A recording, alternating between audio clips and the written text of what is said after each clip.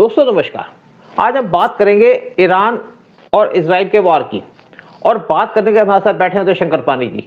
बहुत से लोग जानना चाहते हैं उदय शंकर पानी जी कौन है, कैसे आपके साथ जुड़े हुए हैं। उदय शंकर पानी जी एक बॉलीवुड के डायरेक्टर हैं और प्रोड्यूसर भी है ये, और मेरे क्लासमेट है। हम स्कूल में इकट्ठे पढ़ा करते थे, हमारी पुरानी दोस्ती, और मैंने शुरू से इनको देखा है कि इनका बहुत ज्यादा इंटरेस्ट था। बहुत अच्छे आर्टिस्ट हैं। आप इनकी पिक्चरें देखेंगे और जो बनाते हैं हैंड राइटिंग से करेंगे तो आप हैरान हो जाएंगे कितने अच्छे आर्टिस्ट हैं ये। हमारे जो उस टाइम पे टीचर थे ड्राइंग के, वो भी इनसे कहते थे फलाना फलाना बना दो, तो बना के हो जाता है, एकदम तैयार हो जाते थे। और आज भी एक इनका इंटरेस्ट है ड्राइंग करने के अंदर, यानी कि बहुत सी सीनरीज बनाते हैं और ऑयल पेंटिंग बनाते हैं। और इनका साथ में बहुत ज्यादा इंटरेस्ट है इंटरनेशनल अफेयर्स में। मेरे साथ बहुत सालों से जुड़े हैं। जब मैंने पहला अपना चैनल स्टार्ट किया था तब भी मेरे साथ जुड़े हुए थे, और इंटरनेशनल नेशनल अफेयर्स की इनको नॉलेज है। नॉलेज सीखना चाहते हैं, चीजों को सीखना चाहते हैं। अगर आप अपना इंटरेस्ट छोड़ दें किसी चीज पे तो आप उसको भूल जाएंगे, लेकिन ये अपडेट रहते हैं। मैं देखता हूं कि हर एक न्यूज की इनको नॉलेज भी होती है, और नहीं होती तो आपस में डिस्कस भी करते हैं बहुत सी चीजों को, और इनकी पकड़ बहुत अच्छी है। तो आज इसीलिए हम इकट्ठे एक प्रोग्राम करते हैं, एक नेशनल प्रोग्राम करते हैं। नेशन के लोगों को बताना चाहते हैं कि क्या हो रहा है देश के अंदर, वर्ल्ड के अंदर। क्योंकि हमारा जो यूट्यूब चैनल बड़ा स्पेशल चैनल है, हम अच्छी खबरें देते हैं, प्रॉपर खबर देते हैं। क्योंकि मैं रॉ की तरफ से हूं, तो हम मिलके एक दूसरे से हम एक तरीके से वीडियो बनाते हैं और नेशनल इंटरनेशनल अफेयर्स पे बात करते हैं। और आज हम जो बात करने जा रहे हैं वो है ईरान इजराइल वार की। अब दोनों तरफ से मिसाइलें फायर की जा रही है एक दूसरे के ऊपर, यहाँ पे बहुत नुकसान भी हो रहा है। और ईरान के जो लीडर थे, स्पिरिचुअल लीडर अयतुल्ला खamenei, उनको मार दिया इसराइल ने 28 फरवरी को, जब उन्होंने ईरान के ऊपर अटैक किया। लेकिन उसके बाद एक और इन्होंने अयतुल्ला को अपॉइंट कर दिया टेम्परेरी, अयतुल्ला अराफी, जिसको भी इसराइल के स्ट्राइक ने मार दिया। यानी कि इसराइल ने ठान लिया कि अब यहाँ पे जो भी बनेगा इनका राजा, जो इन पे कंट्रोल करेगा, उसको मैं यहाँ से हटा दूंगा।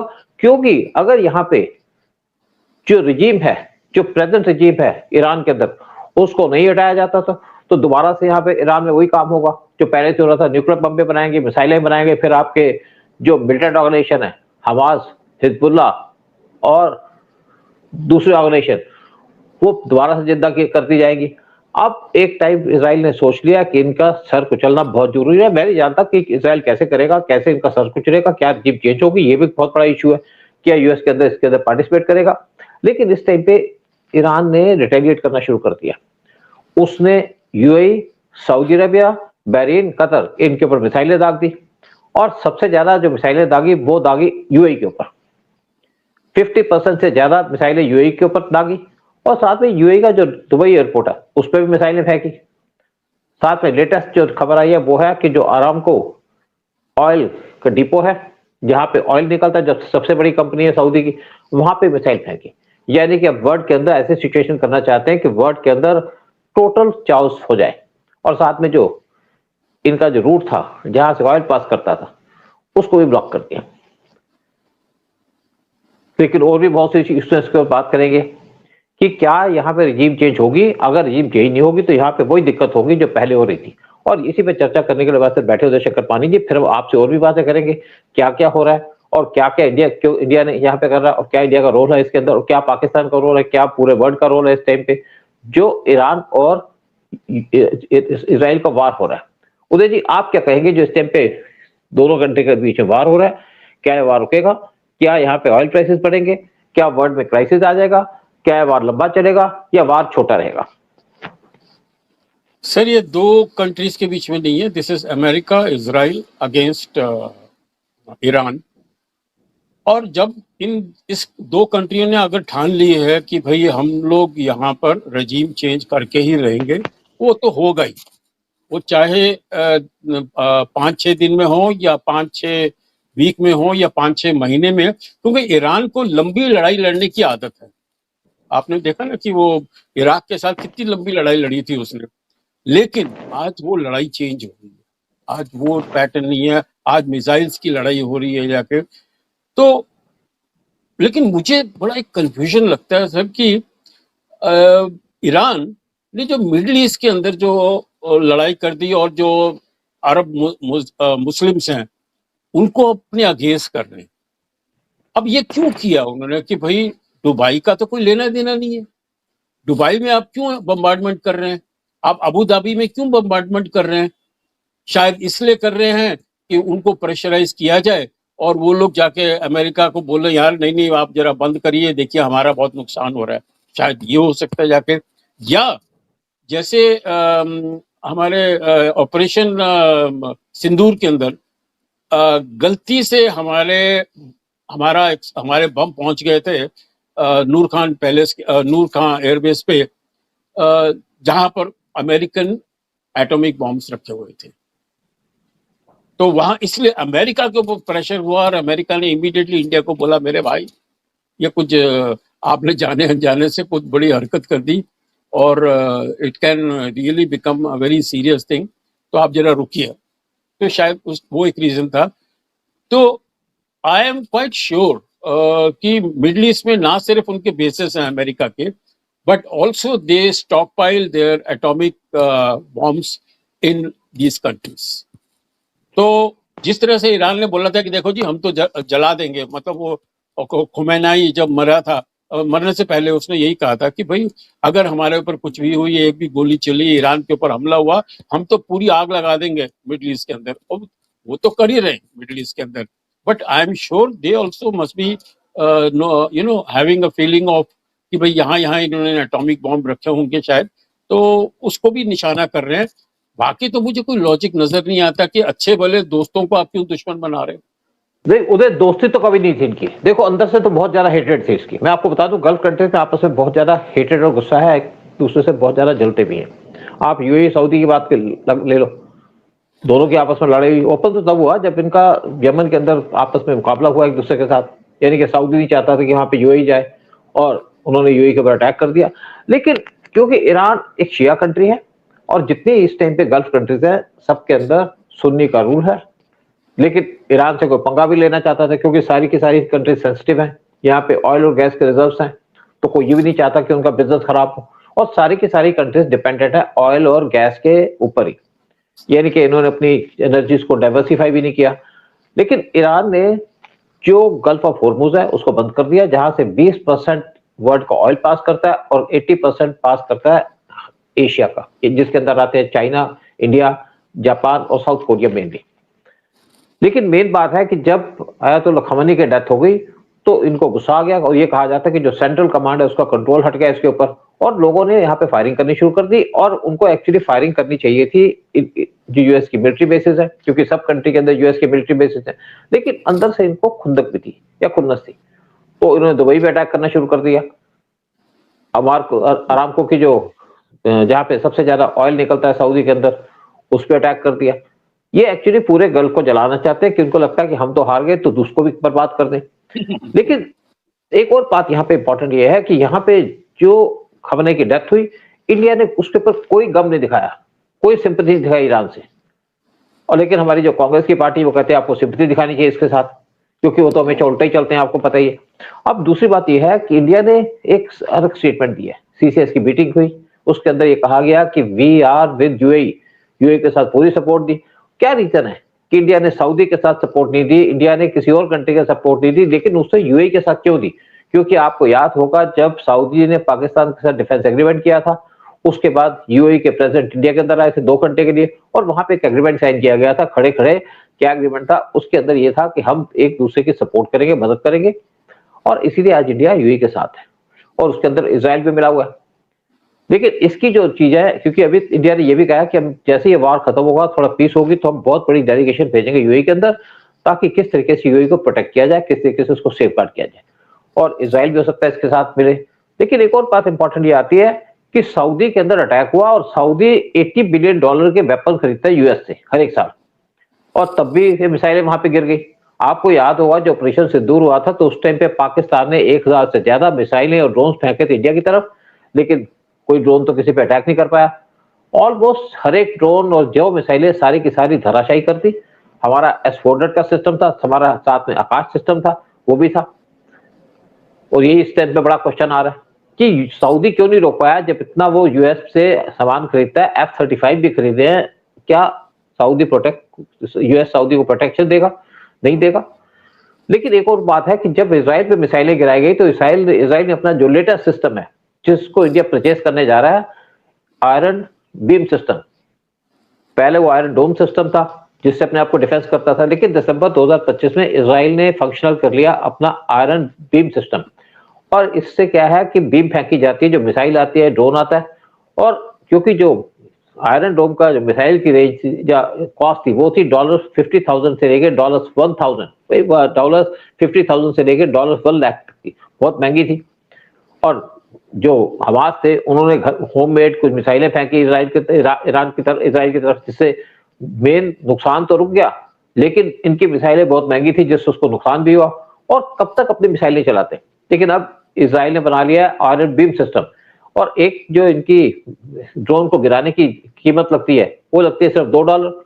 इंडिया भी इनसे 18 आयरन बीम सिस्टम खरीद रहा है, और जो इंडिया इंस्टॉल करेगा अपने बॉर्डर पे पाकिस्तान के खिलाफ पंजाब और JNK के अंदर, तो ये बड़ा इफेक्टिव लगा। आप कुछ आप बताइए, फिर मैं आपको आगे बात करता हूँ। सर मैं आपसे खाली सवाल करना चाह रहा था कि बड़ा इंटरेस्टिंग होगा कि अभी पाकिस्तान का रवैया क्या होगा, क्योंकि वो तो एग्रीमेंट करके बैठे हुए हैं सऊदी के साथ कि भैया आपने की लड़ाई होगी तो वो हमारे ऊपर अटैक होगा जाके। तो अभी जबकि ईरान इनके ऊपर अटैक कर रहा है, उनके ऑयल इंस्टॉलेशन जितने हैं उस पर अटैक कर रहा है, तो अभी इसका क्या रवैया होगा बताइए। पाकिस्तान को क्या करना चाहिए, क्या करेगा वो? पाकिस्तान के बस का ही कुछ नहीं है। सिर्फ पाकिस्तान ने एक काम किया, जब अमेरिकन एम्बेसी पे और कॉन्सुलेट पे कराची में अटैक किया गया कुछ शियास के द्वारा, तो पाकिस्तान ने वहां पे 80 लोगों को धराशायी कर दिया, गोलियां मार दी। और कहा जाता है कि कुछ जो यूएस के सिक्योरिटी के स्टाफ थे उन्होंने मारी, बाकी पाकिस्तान के लोगों ने मार दी, पाकिस्तान जो शिया थे यहाँ पे। तो पाकिस्तान एक्चुअली पाकिस्तान तो इस टाइम पे नंगा हो गया है। पाकिस्तान कुछ नहीं कर सकता, पाकिस्तान की कोई कैपेबिलिटी भी नहीं है, पाकिस्तान के अंदर कोई पावर भी नहीं है, पाकिस्तान सिर्फ फालतू बातें कर सकता है। और सऊदी को पता चल गया कि पाकिस्तान को उसके डिफेंस में कोई काम नहीं कर सकता, और ये देखा जाएगा इस वार के बाद कि सऊदी किस तरफ मुंह फेरता है। जब अजीत डोवाल कुछ दिन पहले गए थे ये सऊदी के अंदर, 5 दिन के विजिट थे, उनको बता के आया कि आपने एग्रीमेंट कर लिया पाकिस्तान के साथ, क्या पाकिस्तान आपको डिफेंड कर पाएगा, क्या आपको सपोर्ट कर पाएगा? जब आपको यूएस सपोर्ट नहीं करा तो पाकिस्तान क्या कर पाएगा? और इससे आप खुद को आइसोलेट कर चुके हैं। तो उसके बाद इजराइल भी सोच में पड़ गया कि मैं क्या करूं, क्या पाकिस्तान के साथ डिफेंस एग्रीमेंट को रिन्यू करूं कि ऐसे रहने दूं, क्योंकि पाकिस्तान के बस का कुछ नहीं है। पाकिस्तान आप फिरा हुआ है, देखो पाकिस्तान के अंदर क्या हालत चल रही है। पाकिस्तान को बॉर्डर पे तालिबान मार रहा है, तालिबान ने पाकिस्तान की पोस्टों पे कब्जा कर रखा है ड्यूरल लाइन के आसपास, और दूसरी तरफ बलूचिस्तान वो पाकिस्तान के ऊपर डेली अटैक करता है, इनके लोगों को मारता है। तीसरी तरफ टीटीपी ने पाकिस्तान के नाक में दम कर रखा है। फिर सिंध में भी इस टाइम पे डिस्टर्बेंस चल रही है, फिर पीओके के अंदर इस टाइम पे लोग परेशान हैं, फिर यहाँ पे शियास खड़े हो गए पाकिस्तान के खिलाफ, जो इनका आर्मी का जनरल जो शिया था उसने रिजाइन कर दिया। फिर पाकिस्तान के खिलाफ इमरान खान की पार्टी के लोग टोटल तरीके से खड़े हुए हैं, तो पाकिस्तान तो खुद टूटा हुआ, पाकिस्तान किसी क्या मदद करेगा? हाँ कुछ आप कीजिएगा। हाँ सुचा, सबसे बड़ी डेवलपमेंट तो ये है कि अफगानिस्तान ने अभी नूर खान एयरबेस पे अटैक कर दिया। उनको पता है कि यहाँ पर एटॉमिक चीजें पड़ी हुई हैं, उनको पता है कि ये लोग रनवे को रिपेयर कर रहे हैं, इन्होंने जाके वापस तोड़ फाड़ कर दी रनवे की आके। तो कि वो पाकिस्तान का तो हालत बुरी कर रहे हैं ये अफगानिस्तान वाले। कहाँ वो लग गए उनसे झगड़ा करने के लिए विथ कबाइलीज। तो ये बड़ा महंगा पड़ रहा है। देखो महंगा, देखो पाकिस्तान ने क्या किया, पाकिस्तान को यूएस ने भड़का दिया कि आप अफगानिस्तान को डील करो, हम आपके साथ हैं, और यूएस यही काम करता है, दूसरों को भड़का देता है, फिर आप पीछे हट जाता है। जब इंडिया और चाइना का स्टैंड ऑफ चल रहा था, मैंने पहले ही बात की है 2020 में, मई 2020 में, तो ट्रंप ने उस टाइम पे इंडिया से कहा कि हम आपको B2 बॉम्बर्स दे देंगे, आप हमारे B2 बॉम्बर्स ले लो, आप तैयार हो जाओ। और साथ में उन्होंने हमको ऑफर किया MQ-9B ड्रोन्स, जो इंडिया उनसे परचेज कर रहा है। इंडिया ने MQ-9B ड्रोन्स तो ले लिए, लेकिन उनको यूज नहीं किया, क्योंकि इंडिया उनको यूज करना चाहता था सिर्फ सर्वेलेंस के लिए। उसको दे दिया नेवी का, उनको पता था अगर यूएस को देंगे तो यूएस हमारी आर्मी की पूरी इंफॉर्मेशन इकट्ठी कर लेगा, तो इंडिया ने उनको यूज ही नहीं किया। और जहां तक B2 बॉम्बर्स की बात थी, इंडिया ने मना कर दिया कि हमें आपके बॉम्बर्स ही चाहिए, क्योंकि इंडिया को पता था यूएस की इंटेंशन क्या है। वो चाहता था इंडिया और चाइना वार करे, मैं मजे करूं। और जैसे हमने पहले भी कहा था कि ईरान के अंदर जो रिजीम चेंज का इशू है, उसके अंदर यूएस का इंटरेस्ट नहीं है, क्योंकि अगर रिजीम चेंज होगी तो सऊदी इनसे $80 बिलियन के सामान क्यों लेगा, कतर क्यों इनको अपनी बेस देगा, और बहरीन क्यों इनको अपनी बेस देगा, बाकी कंट्रीज क्यों यूएस के ट्रुप्स को वहां स्टेशन करेंगी। तो यूएस की इस टाइम पे एक तरीके से फंसा हुआ है कि क्या करूं, क्योंकि इजराइल के लिए बहुत जरूरी है कि वहां पर रिजीम चेंज हो। अगर ये सपोले रह गए तो दोबारा से हमास खड़ा हो जाएगा, दोबारा से हिजबुल्लाह खड़ा हो जाएगा, दोबारा से हूतीस खड़े हो जाएंगे और दोबारा से ईरान के अंदर इन्हीं का कंट्रोल रहेगा। लेकिन दूसरी बात आती है उदय, मैं आपको बड़ा क्लियर बता दूं, मैं रहा हूं ईरान के अंदर, इनकी रिजीम को तोड़ना या डिफीट करना कोई आसान काम नहीं है। आप एक को मारोगे तो दूसरा खड़ा हो जाएगा, दूसरे को मारोगे तीसरा खड़ा हो जाएगा। जब 1962 का वार हुआ था तो इंडिया के अंदर जो चाइनीज आ रहे थे वो आ रहे थे हजारों में, और एक आदमी के पास गन होती थी, उसके पीछे 10 आदमी होते थे। एक मरता था तो दूसरा उसकी गन उठा लेता था, दूसरा मरता तो तीसरा उसकी गन उठा लेता था। यही हाल है ईरान के अंदर। ईरान को डिफीट करने का मतलब है कि अगर ईरान के अंदर उनकी जो IRGC है उसको बर्बाद कर दो, वो है 1,70,000। लेकिन वहां पे जो लोग अपोज कर रहे हैं वो तो अनाम लोग हैं, और अगर उनको डिफीट करना है तो वहां पे किसी को बिठाना पड़ेगा, बिठाने के साथ साथ उसको सिक्योरिटी प्रोवाइड करनी पड़ेगी। अगर ये पहलवी के या जो रजा पहलवी का जो बेटा है जो US के अंदर बैठा है उसको ले भी आए तो कौन उसको डिफेंड करेगा, कौन उसके साथ खड़ा होगा? हमेशा US और इजरायली फोर्सेस तो नहीं रहेंगी। तो दिक्कत इस टाइप की है। मैं आपको इसलिए बता रहा हूं कि मैं वहां की सिचुएशन को देख चुका हूं और इससे बड़ा मुश्किल है उसकी रिजीम को हटाना। और दूसरी बात ये भी है कि US तो चाहता है कि अपना आंख बंद कर दे, लेकिन उनको ये पता है कि ईरान ना न्यूक्लियर बम बनाने में रुकेगा, ना लॉन्ग रेंज मिसाइल बनाने में रुकेगा। हाँ, ये US जिस टाइम पे जरूर चाहता है ईरान की हमारी चीज बात हो जाए, वो टाइप बाई कर रहा है, लेकिन बहुत मुश्किल काम है उनके रिजीम को वहां डिफीट करना। जैसे इन्होंने सीरिया के अंदर ISIS को बिठा दिया है ट्रंप ने टर्की की मदद से, अब वहां पे दोबारा से इनको घुसना बड़ा मुश्किल हो जाएगा कुछ सालों के बाद। अगर वो ISIS की रिजीम टर्की में एस्टेब्लिश हो गई तो US और इसराइल के लिए मुश्किलें बढ़ जाएंगी फ्यूचर के अंदर। तभी तो इसराइल ने एक हेक्सागन बनाया, हेक्सागन अलायंस बनाया, जिसके अंदर इंडिया है, जिसके अंदर लीजा को भी चाहता आने, तभी तो PM मोदी बात करने गए थे, जिसके अंदर UAE भी है, जिसके अंदर आपके इथोपिया भी आता है, जिसके अंदर ग्रीस भी आता है, और उसको एक्सपेंड करना चाहते हैं। और उसका पर्पज है कि जो भी जिहादी कंट्रीज है या जिहादियों को सपोर्ट करते हैं, जैसे पाकिस्तान, चाहे टर्की या सऊदी अरबिया, उनको बर्बाद किया जाए, उनके मिलिटेंट ग्रुप को बर्बाद किया जाए। और इसीलिए एक सपोर्ट कर रहे हैं इस टाइम पे जो आपके बलूचिज हैं, उनको भी इजराइल ने कहा इंडिया से कि हम इसको सपोर्ट करेंगे, इनको इंडिपेंडेंट दिलवाएंगे। तो इस पे भी बात होगी, देखते हैं फ्यूचर के अंदर किस तरीके से ऊंट बैठता है किस रास्ते पे। हाँ सर, ये जो हमारे इस्लामिक हिपोक्रेसी तो इतनी खिल के आई है इस सारे क्राइसिस के बीच में कि जब हिंदुस्तान में इनोसेंट आदमी मारा जाता है, यहाँ पर नुकसान होता है, यहाँ पर इन लोगों के कभी भी सर पे जूं नहीं रेंगती। लेकिन 30,000 किलोमीटर दूर कहाँ कुछ हुआ है, कोई एक लीडर मर गया है, उसके लिए ये लोग लखनऊ में और जम्मू एंड कश्मीर के अंदर ये इतना ज्यादा शोर शराबा कर रहे हैं। एक्चुअली सर, एक और भी बड़ा फैक्टर इसके अंदर काम कर रहा है, वो है the conflict between Shias and Sunnis. मैं बता रहा हूँ क्योंकि शिया को भी मौका मिल रहा है सुन्नीस के ऊपर अटैक करने का। ये जो आप अटैक कर रहे हैं थे ये इन गल्फ कंट्रीज के अंदर भी, ये वहां पर ये काम आ रही है। और हिंदुस्तान में और स्पेशली पाकिस्तान में they are anti Shias, they are anti Shias absolutely. उधर वो तो है ही। देखिए उधर, हाँ बोलिए। आपकी बात बिल्कुल ठीक है। देखिए पाकिस्तान में तो बार बार अटैक किया जाता है, हिंदुओं पे अटैक किया जाता है, वहाँ क्रिश्चियंस पे अटैक किया जाता है, और स्पेशली टारगेट किया जाता है आप पे शियास को। तो ये तो चलता है पाकिस्तान के अंदर। लेकिन जो भी कुछ बात हो, जो भी कुछ ईरान और इजराइल के बीच में हो रहा है, एक बहुत बड़ा भारी झटका है मुस्लिम वर्ल्ड को। और जो यहाँ पे हिंदुस्तान के अंदर चाहे शिया हो चाहे सुन्नी हो, जो यहाँ पे बात करते थे एंटी इंडिया, उनको झटका तो लगेगा। और फ्यूचर के अंदर जो भी कंट्रीज हैं, चाहे सऊदी है, चाहे ओमान है, चाहे कतर है, जो भी इनको पैसा देता है जिहादियों को लव जिहाद करने पे, उनके ऊपर भी झटका लगेगा। क्योंकि इस टाइम पे PM मोदी की पोजीशन बहुत ज्यादा अच्छी है पूरे वर्ल्ड के अंदर। और इजराइल ने कहा कि India will be super power, लेकिन मैं हूं पावर इस रीजन की, यानी कि गल्फ की मैं पावर मैं हूं, और इंडिया बहुत जल्दी सुपर पावर बनने वाला है।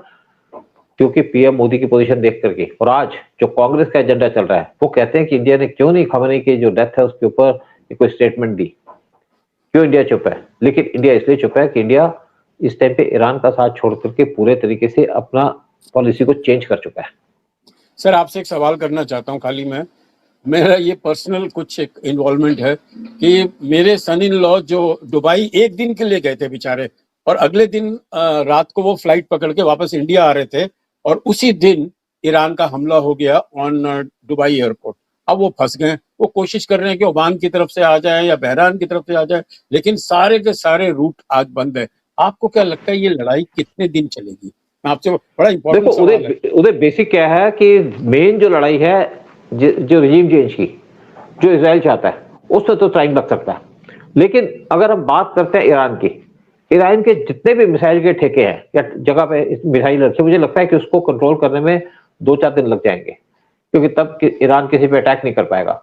लेकिन जैसे मैंने कहा कि ये लोग जमीन के नीचे भी काम करेंगे, आज नहीं तो 6 महीने बाद फिर उठेंगे, जब तक रिजीम चेंज होगी। लेकिन मुझे लगता है कि जो सारा का सारा सिचुएशन है थोड़ी कूल हो जाएगी 2-4 दिन के बाद, जब ईरान की मिसाइलें रुक जाएंगी, क्योंकि उनके पास इस टाइम पे सप्लाई नहीं आ रही। पहले इनको सप्लाई की जा रही थी चाइना के द्वारा, वो इस टाइम पे हो नहीं पा रही वॉर की वजह से, और यहाँ पे पूरा ब्लॉकेट कर लिया गया ईरान के आसपास, और सारी की सारी कंट्री इस टाइम पे ईरान के खिलाफ खड़ी है।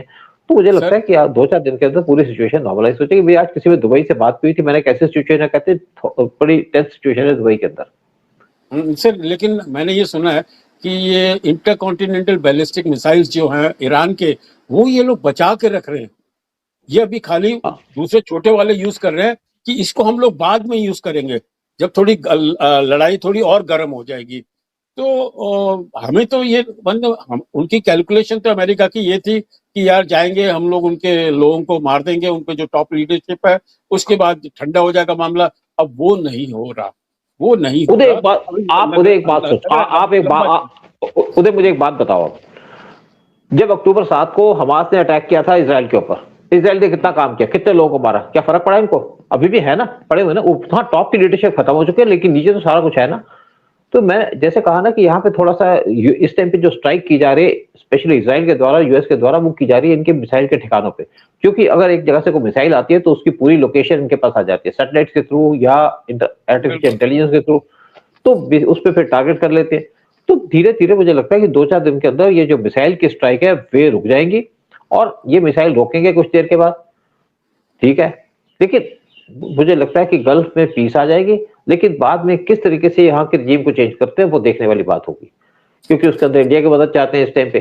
क्योंकि अगर यहाँ पे रजीम चेंज होगी तो ईरान सुधरेगा, तो ईरान के अंदर पीस आएगी, पूरे गल्फ के अंदर पीस आएगी।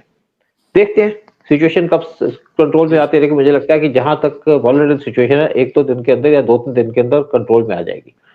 प्रोग्राम खत्म करते हैं। जय हिंद, जय भारत। जय हिंद, जय भारत, वंदे मातरम।